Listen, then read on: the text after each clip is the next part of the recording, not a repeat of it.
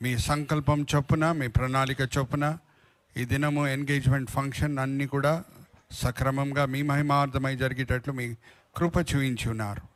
మీ సంకల్పం చొప్పున తండ్రి షీబా నవమి అలాగే రాజ్ పాల్ ఈరోజు ఎంగేజ్ అయ్యేటట్లు మీ కృప చూయించున్నారు. మీరే మార్గం సరళపరిచారు.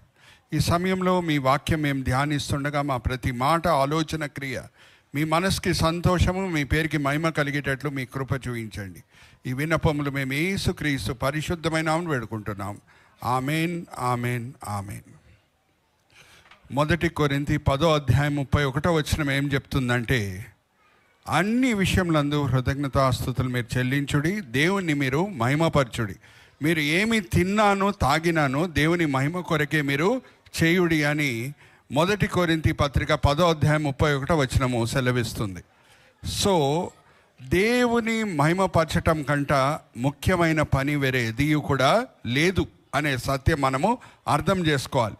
దేవుణ్ణి మహిమపరచటంలో, దేవుణ్ణి ఆరాధించటంలో, దేవుడు మన జీవితంలో కుమరించిన దీవెనలు బట్టి ఆయనను ఆరాధించడం మంచిదే. కానీ అన్నిటికంటే శ్రేష్టమైన ఆరాధన, అన్నిటికంటే దేవునికి నచ్చే ఆయనను మహిమపరిచే విధానం ఏంటంటే, దేవుల్లో ఉన్న మంచి గుణములు బట్టి ఆయనను ఆరాధించడం మనము నేర్చుకోవాలి. ఎందుకంటే అప్పుడప్పుడు మన చుట్టూ దీవెనలు కనిపిస్తాయి, అప్పుడప్పుడు దీవెనలు కనిపించకుండా కూడా ఉంటాయి. ఆ సమయంలో దేవుని మంచితనం మారిపోదండి. Hallelujah, praise the Lord. He continues to be good. అందుకే డాన్ మోయన్ అనే గ్రేట్ వర్షిప్ లీడరు ఆయన ప్రతి కాన్సర్ట్ ఒక పాటతో ప్రారంభం చేస్తాడు. God is good all the time God is good. ఇది మనకు ముందు కనిపించే దీవెనల మీద ఆధారం పడే మంచితనం కాదు. అప్పుడప్పుడు కష్టమైన పరిస్థితుల ద్వారా కూడా మనం ప్రయాణం అయ్యే సమయంలో దేవుని మంచితనం మారిపోదు. ఆ కష్టమైన పరిస్థితులు కూడా దేవుడు మన జీవితంలో అనుమతిస్తే మన మంచి కొరకే, మన దీవెన కొరకే అనే సత్యం మనము మర్చిపోకూడదు. అయితే ఈ దినము దేవునిలో ఉన్న అనేక మంచి గుణంలో ఒక మంచి విషయము మీ ముందు తీసుకొని వచ్చి ఈ వాక్య పరిచర్య నేను ముగించాలి అని నేను కోరుకుంటున్నాను. దేవునిలో అనేక మంచి గుణములు ఉన్నాయి. హీబ్రీ భాషలో కొన్ని పేర్లు దేవునికి ఇవ్వబడినాయి. ఎలోహిం దేవుడు అని అంటే సృష్టికర్త దేవుడు. మన తెలుగు బైబిల్స్లో, ఇంగ్లీష్ బైబిల్స్లో ఒక చిన్న బలహీనత ఉంటుంది. ఏమనంటే ఎక్కడన్నా దేవుడు అనే మాట వచ్చినప్పుడు దేవుడు అనే మాట వాడబడుతుంది, ఆర్ ప్రభు అనే మాట వాడబడుతుంది. కానీ హీబ్రీ బైబిల్లో ఉన్న శ్రేష్టత ఏంటంటే, దేవుడు ఏ కార్యం చేస్తున్నాడో దాని తగ్గట్టు అక్కడ ఆయనకు పేరు ఇవ్వబడటం మనము గమనించవచ్చు. ఆదికాండం 1:1 మనం చదివితే God created heavens and the earth అనే ఉంటుంది. కానీ హీబ్రీ బైబిల్లో మనం చూస్తే ఎలోహిం దేవుడు భూమి ఆకాశంని సృష్టించను. ఎలోహిం అంటే సృష్టికర్త. అలాగే ఆదికాండం 17:1 the lord God appeared to Abram అని ఉంటుంది. కానీ హీబ్రీ బైబిల్లో మనం చదివితే L షదాయ్ God appeared to Abram అనే మాట ఉంటుంది. ఎల్ షదాయ్ దేవుడు అంటే సర్వశక్తి దేవుడు. ఆయనకు అసాధ్యం అనేది ఎదియూ లేదు. అబ్రాము, సారాయ్, ఆ సమయంలో ఇంకా ఆమె సారా అవ్వలేదు. వాళ్ళు పిల్లలు కానే విషయంలో ఏమైపోయారంటే వాళ్ళ శరీరాలు చనిపోయినాయి. కానీ 17వ అధ్యాయంలో దేవుడు వాళ్ళ పేర్లను మారుస్తున్నాడు. అబ్రాం పేరుని అబ్రాహాంగా, సారాయి పేరుని సారాగా మార్చి ఆశీర్వదిస్తున్నాడు. త్వరలో ఈసాకు మీ జీవితంలో రాబోతున్నాడు అని. అది సర్వశక్తి దేవుని వలన వీలయ్యే పని, మామూలు వ్యక్తుల వలన వీలయ్యే పని కాదు. అలాగే ఇషియా గ్రంథం 6:1 మనం చదివితే ఇంగ్లీష్ బైబిల్స్లో అన్నా తెలుగు బైబిల్స్లో అన్నా ఏముంటుందంటే, నేను దేవుడు సింహాసనం ఆసీనుడై ఉండుట నేను చూచి తిని అనే మాట ఇషియా గ్రంథం 6:1 ఉంటుంది. కానీ హీబ్రీ బైబిల్లో ఏముంటుందంటే, నేను అదోనాయి దేవుణ్ణి చూచి తిని. అదోనాయి దేవుడు అంటే సర్వశక్తి దేవుడు, సింహాసనం ఆసీనుడై ఉన్నాడు, అన్నీ ఆయన స్వాధీనంలోనే ఉంది. హల్లెలూయా, ప్రైజ్ ద లార్డ్. ఇప్పుడు ఆయన చేతిలో షీబా ఇంకా రాజ్ పాల్ వాళ్ళ జీవితాలని సమర్పించుకున్న తర్వాత ఆ సింహాసనం ఆసీనుడై ఉన్న దేవుడు, అదోనాయి దేవుడు, వాళ్ళ జీవితంలో ఏం జరుగుతుందో ఆయన చిత్తం ప్రకారంగా జరిగేటట్లు చూసుకుంటాడు. హల్లెలూయా, ప్రైజ్ ది లార్డ్. ఇది అకస్మాత్తుగా జరిగిన సంఘటన కాదు. This engagement I'm using some PROs. I'll ask you at the end of my message what are the subheadings which I used, all beginning with PROs. One is providence. మనకందరికి కూడా ఇంగ్లీష్లో coincidence అనే మాటకి అర్థము తెలుసు. కోయిన్సిడెన్స్ అంటే అకస్మాత్తుగా జరిగిన సంఘటన ఆర్ యాక్సిడెంట్గా జరిగిన సంఘటన. కానీ దేవుని పిల్లలు ఎవరు వాళ్ళ జీవితాలని దేవుని చేతిలో సమర్పించుకున్నారో, ఎవరు మత్తయి సువార్త 6:33 ప్రకారంగా జీవిస్తున్నారో, వాళ్ళ జీవితాల్లో అకస్మాత్తుగా జరిగే సంఘటనలు ఏముండవండి. అన్నీ కూడా దేవుని చిత్తం ప్రకారంగానే జరుగుతాయి. What is the meaning of the word providence? Providence means everything takes place as per the Lord's will. It is the exact opposite of coincidence. So, ఈ దినము ఎంగేజ్మెంట్ ఫంక్షన్ అయింది అని అంటే చక్కగా ఇద్దరు కూడా క్లుప్తంగా సాక్ష్యం పంచుకున్నారు. దేవుని సర్వ జ్ఞానం ప్రణాళిక చొప్పున వాళ్ళు ఇద్దరు ఒకరొకరు పరిచయం అవటం, దాని తర్వాత దేవుడు మార్గం సరళపరచటం, ఈ దినము రియాలిటీగా మార్చేటట్లు దేవుడు ఆయన కృప చూయించటం. Hallelujah, praise the Lord. So first is providence. ఒక జ్ఞాపకం పెట్టుకోండి, మలాకీ గ్రంథం 3:6 ఏమని రాయబడి ఉందంటే, మన దేవుడు మార్పు లేని దేవుడు. నేను పాత నిబంధన ఒక వాక్య భాగం చదివించాను. ఆదికాండం 24:10 నుంచి 27 వరకు. అక్కడ మనం చూస్తే రెబెకా ఈసాకు జీవితంలో అకస్మాత్తుగా రాలేదండి. అంతా కూడా దేవుని ప్రణాళిక ప్రకారంగానే జరిగింది. అబ్రహాం ఆయన దాసుడైన ఎలియజర్ని పిలిపించి పంపిస్తున్నాడు. 460 మైళ్ళ ప్రయాణం అది, 17 దినంల ప్రయాణం అది. నేను మిమ్మల్ని ఒక ప్రశ్న అడుగుతున్నానండి.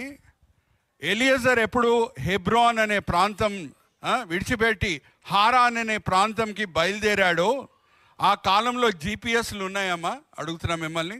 Wear there any GPS at that point of time? After 50 meters turn to the right, after 100 meters turn to the left ఏమైనా ఉండింది ఆ కాలంలో? ఏం లేదు. ముందే ఫోన్ కనెక్షన్స్ ఏమైనా ఉన్నాయా? ఆయన ఫోన్ చేసి నేను వస్తున్నానని చెప్పి బయలుదేరాడా ఎలియజరు? కాదు. బట్ అక్కడ హారాన్ చేరిన తర్వాత దేవుని శక్తి మీద ఆధారం పడినప్పుడు, ప్రార్థన చేసినప్పుడు, ఆయన ఎలాగా ప్రార్థనలో కోరుకున్నాడో ఒక కన్యకలో ఏమేం విషయాలు ఉండాలో అవన్నీ కూడా కలిగి ఉన్న రెబెకా అక్కడ రానే వచ్చింది. Hallelujah, praise the Lord. It is providence, it is not coincidence. Are you all with me? ఇంకా దేవుని చిత్తం ప్రకారంగా నడుచుకునే పిల్లలు ఆర్ సేవకులు వాళ్ళ జీవితంలో నేనేం చెప్పాను? 460 మైళ్ళ ప్రయాణము, 17 దినముల ప్రయాణం. ఆ దారిలో దొంగలు ఉండారా అండి? ఏమేమి తీసుకొని వెళ్తున్నాడు ఎలియజరు? బంగారం, వెండి, విలువైన వస్తువులు తీసుకొని వెళ్తున్నాడు. దొంగలు ఉండరా? ఉంటారు. When you are going as per God's providence, remember one thing, God's protection will be there. Hallelujah, praise the Lord. Are you understanding? ఆయన అగ్ని కంచె వేస్తాడు మన చుట్టూ. ఆయనే కాపుదలగా భద్రతగా ఉంటాడు. ఎన్నో విలువైన వస్తువులు తీసుకొని వెళ్తున్నాడు ఎలియజర్. మరి ఎవరు దొంగలు రాలేదే? దారిలో దొంగలించలేదే? ఎవరు కాపుదలగా ఉన్నారు? ఎవరు భద్రతగా ఉన్నారు? దేవుడే. So when you are going as per God's providence, there is protection. And when you are going as per God's providence, not only there is God's protection, there is God's provision. Are you understanding? There is God's provision. అన్నీ కూడా సక్రమంగా విజయవంతంగా జరిగేటట్లు దేవుడు ఆయన కృప చూయిస్తాడు. Eliezer ఏ పనికి వెళ్ళాడో హెబ్రోన్ విడిచిపెట్టి హారాన్కి, ఆ పని విజయవంతంగా ముగించుకొని తిరిగి వచ్చేటట్లు దేవుడు కృప చూయించాడు. I'm coming to one of the most important things in Christian life. After providence, protection and provision, I am coming to the fourth PRO, and that is proof. That is proof. రుజువు. అక్కడ Rebecca గారి తండ్రి Bethuel ఎప్పుడు ఒప్పుకున్నాడో, నా కూతుర్ని మీరు తీసుకొని వెళ్ళొచ్చండి, హెబ్రాన్ కన్నా కానాన్ దేశం కన్నా తీసుకొని వెళ్ళొచ్చు అనగానే వెంటనే ఏం చేశాడు ఎలియజరు? ఆయన దగ్గర ఉన్న వెండి బంగారం బహుమానాలన్నీ తీసి రెబెకాని దాంతో అలంకరించాడు. దాంతో ఏం చేశాడు? అలంకరించాడు. ఒక జ్ఞాపకం పెట్టుకోవాలి, ఆ అలంకరించడం జస్ట్ అలంకరించడం కొరకే కాదు.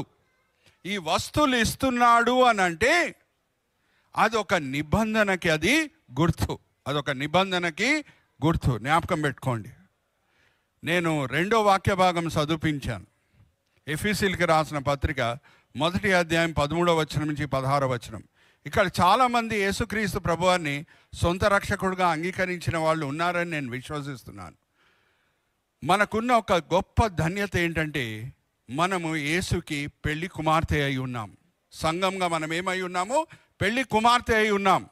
యేసుకి సంఘంకున్న సమీపమైన సంబంధంని మనం 4 బీలు వాడి వర్ణించవచ్చు. If we are the bride, he is the bridegroom. If we are the body, he is the head.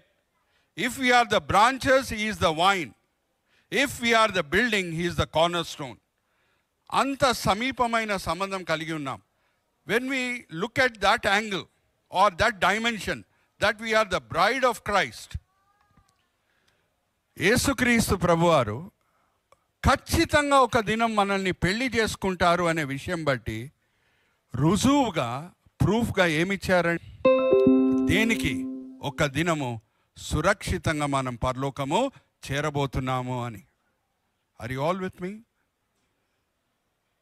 My last PRO is prompt. Prompt అంటే ఇనిషియేటింగ్ ద యాక్షన్.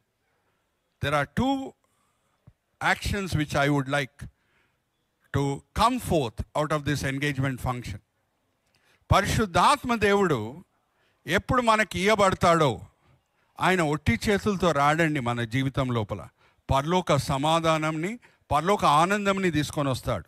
రోమిలికి రాసిన పత్రిక 14వ అధ్యాయం 17వ వచనం ఏం చెప్తుందంటే, దేవుని రాజ్యము నీతి, పరిశుద్ధాత్మ సమాధానము, పరిశుద్ధాత్మ ఆనందమై ఉన్నది. యేసుక్రీస్తు ప్రభువారు కూడా ఆయన వాక్య పరిచర్య ఏ మాటలతో ప్రారంభం చేస్తున్నారంటే, దేవుని రాజ్యం సమీపంగా ఉంది, మీరు మారు మనసు పొందండి. అంటే దాని అర్థం ఏంటి? ఎప్పుడు మనం దేవునితో సరి అయిన సంబంధము కుదిరించుకుంటామో, ఇరిగి నలిగిన మనసుతో మనం పశ్చాత్తాపం పొంది ఆయన రక్షకుడిగా ఎప్పుడు అంగీకరిస్తామో, ఏ దేవుని రాజ్యం సమీపంగా ఉందో అది మన హృదయం లోపల ప్రవేశిస్తుంది. ఆ దేవుని రాజ్యం అంటే ఏంటి? తినటం తాగటం కాదు. రోమిలికి రాసిన పత్రిక 14వ అధ్యాయం 17వ వచనం ఏముందంటే, అది పరిశుద్ధాత్మ సమాధానము, ఆనందము, నీతి అయి ఉన్నది. సో ఈ లోకంలోనే ఒక చిన్న పరలోకంని మనం అనుభవించేటట్లు దేవుడు ఆ కృప చూపిస్తున్నాడు. Are you understanding? We are virtually enjoying a little heaven on earth. What a great privilege, what a great privilege. ఎఫెసీయులకు రాసిన పత్రిక 2వ అధ్యాయం 6వ వచనంలో ఏమని రాయబడి ఉందంటే, యేసుక్రీస్తు ప్రభువారు క్రైస్తవులని పరలోకంలో కూర్చోబెట్టేశాడు అనే మాట ఉంది. కూర్చోబెట్టబోతున్నాడు అని రాయబడలేదు. కూర్చోబెట్టేశాడు అంటే దాని అర్థం ఏంటి? Even though a Christian is living bodily on planet earth, his soul is enjoying heaven. Are you understanding? అందుకే దేవుని రాజ్యం విలువని యేసుక్రీస్తు ప్రభువారు ఏమంటారు అని అంటే, మత్తయి సువార్త 13వ అధ్యాయం 44-45 వచనాల్లో అది ఒక విలువైన ధననిధి లాంటిది. ఆ ధననిధిని ఒక వ్యక్తి ఒక పొలంలో చూశాడంట. ఆ ధననిధిని పొందాలని ఆయన దగ్గర ఉన్న ఆస్తి అన్నీ అమ్మి వేసేసి ఆ పొలంని కొన్నాడంట. ఎందుకంటే అప్పుడే ఆ దేవుని రాజ్యం ఆయన పొందగలుగుతాడు. దాని విలువ అంత గొప్పది. A Christian may be living bodily on earth, but his soul and spirit are enjoying the luxuries of heaven. Are you understanding? So, Holy Spirit is given to us as a proof that one day what we are enjoying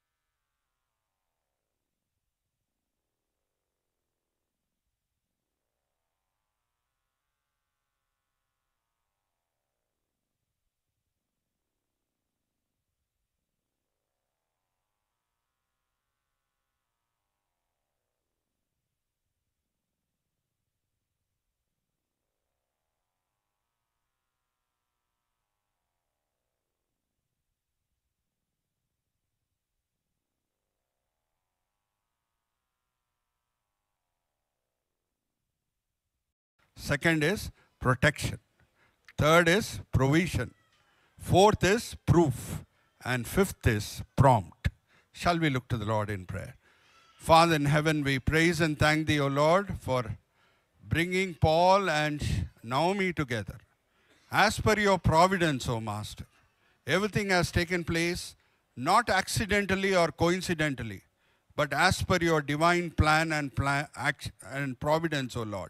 It is your plan, O Master, which is being fulfilled today. Master, at this time, as we remember your great deeds in our lives, as we recollect your acts of faithfulness, acts of provision and protection in our lives, Lord, we are all as Christians bound to renew our commitment to you, renew our gratitude and love for thee. And let Naomi and Paul, O Lord, remember this momentous historic day in their lives when they have been engaged. And let this occasion be, Lord, the cause for them to renew their love and gratitude to you all throughout their life journey. And all those who have assembled here, Lord, those who have not accepted Jesus as the Lord and Savior yet, who have not tasted the kingdom of heaven, who have not tasted the peace and joy the Holy Spirit brings, Lord, we pray that you would prompt them to surrender their lives into your hands so that they will enjoy heaven right here on earth. And Lord, at this point of time, we praise and thank thee for the orderly conduct of this program. Till the marriage takes place, O Lord, so many preparations are going to take place. Let all the preparations and plannings, O Lord, let them take place in an orderly way. Let them be executed for your glory. In Jesus' holy precious name we pray. Amen, amen, amen. Thank you.